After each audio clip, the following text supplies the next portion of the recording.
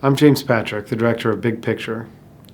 In this second installment of my interview with Michael Cremo, we asked the question, what is the meaning of life? What is the purpose of human existence? Why are we here? Through the exploration of this question, we can let go of the fear of death and find peace through understanding. If you look at Judeo-Christian cosmology, it has a linear, progressive sense of time. Mm-hmm. And if you look at other cosmologies, they may involve cyclical time. For example, the Greeks and Romans had the idea of cyclical time, a cycle of ages, a gold age, a silver age, a bronze age, and an iron age. Well, that comes from the Romans? Well, ultimately, I think it comes from the Vedic teachings of ancient India, which involve a cyclical concept of time with a cycle of 4 ages repeating again and again and again. And the same 4 repeating? The same 4 periods repeat again and again? Well, in the Vedic cosmology, they're called the Satya Yuga, or the age of truth and goodness, the Treta Yuga, the Dwapara Yuga, and the Kali Yuga, each one becoming successively more materialistic, you might say, or less spiritual. So, but then the cycle begins again, and it goes around and around and around. But is civilization wiped out in the end of the Kali Yuga?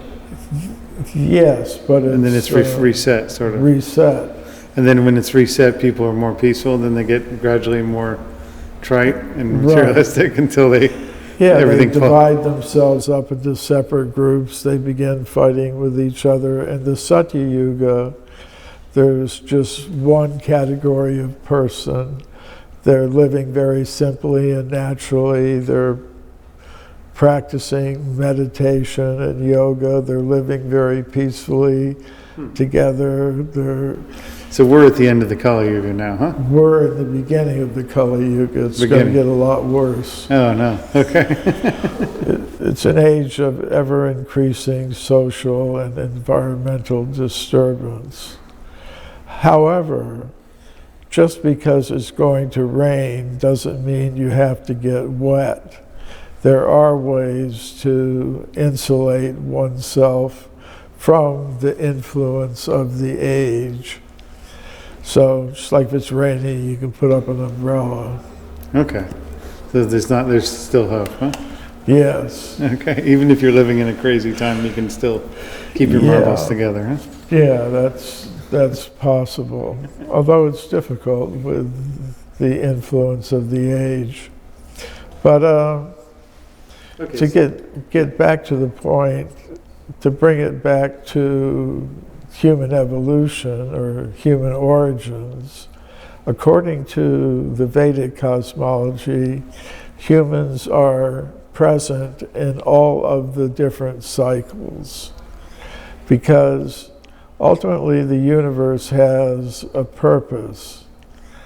And this has to do with consciousness. The Vedic cosmology is one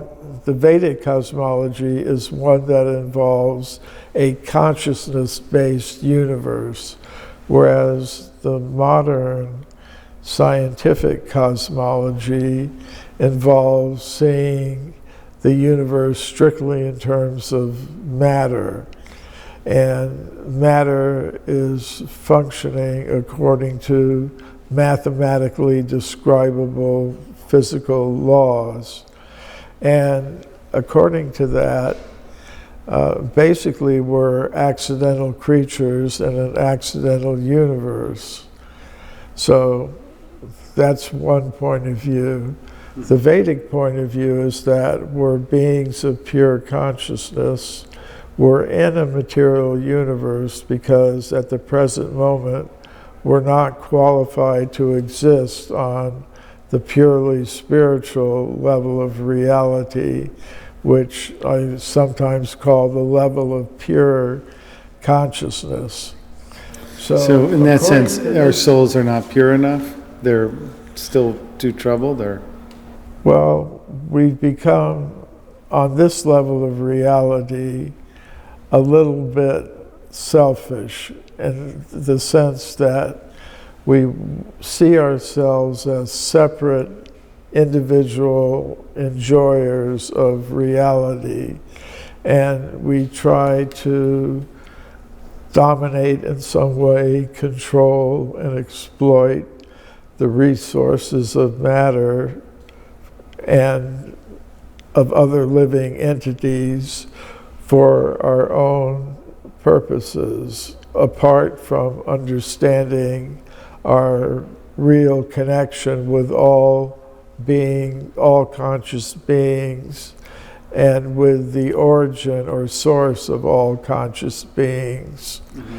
So this material universe is a kind of virtual reality system where we can act out that desire. So, but it's also an opportunity to understand our real identity, and that can only be done in the human form of life. The human body, the plant body, an animal body, all bodies are vehicles for conscious selves.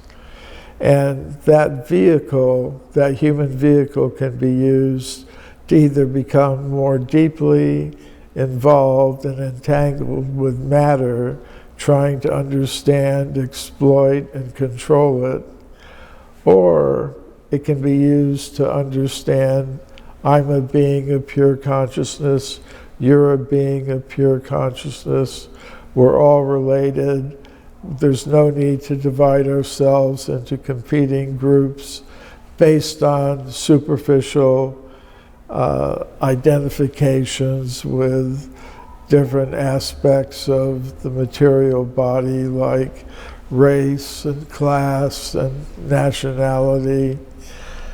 Yeah, we're all related, and we have access to a relationship with the supreme original source of us all.